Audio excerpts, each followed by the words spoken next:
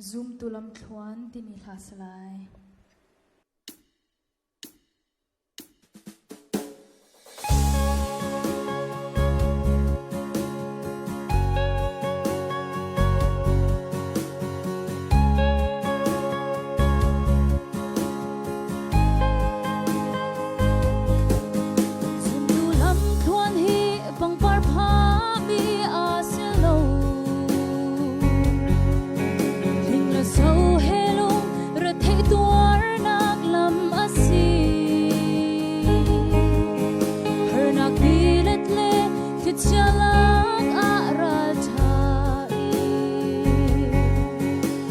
Baca tuan ngam hi krilam tuan su asi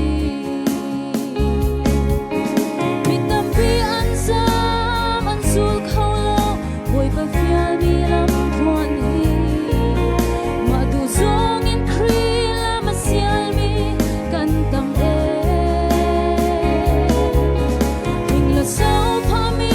lam tu kan shali bang par pa mi long kan su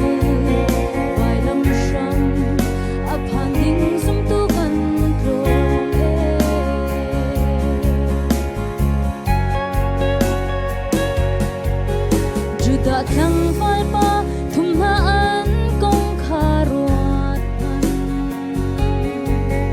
milem bia kan fial a pachian hei chun an ti mei bu chung a pai an chi lai la mo ti a her nak bin leya veng tu thon nak a lang to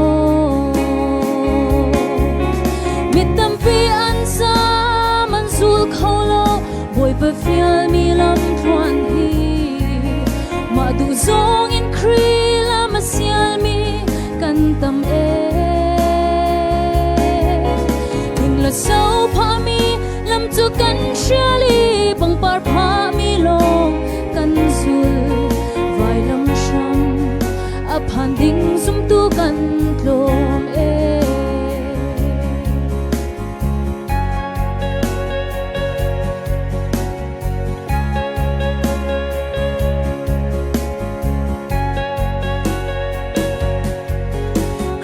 tak chuanga shi la sheng he an shem mi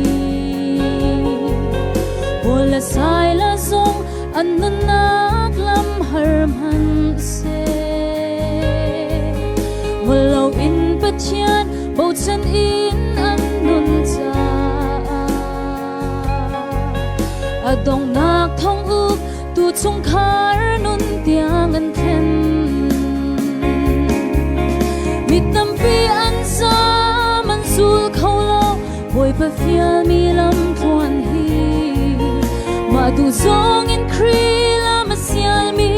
kan tam e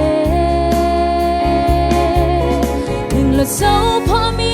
lam tu kan shali pang par pa mi long kan zul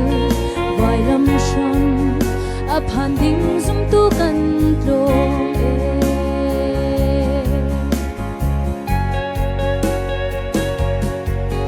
boy baca raja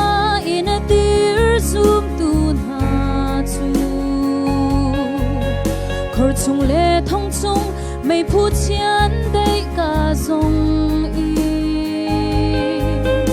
a ven ton ha i pachian ku chak alang to chu chu khri cha a dei nak lam thuan chu asi mitam pi ansam ansul kholo boy pa fial mi lam tuan hi ma du zong in kri lam asial mi kan tam e hing la sao pa mi lam tu kan shali pang par pa mi long kan zul vai lam sham a phan ding zum tu kan tlom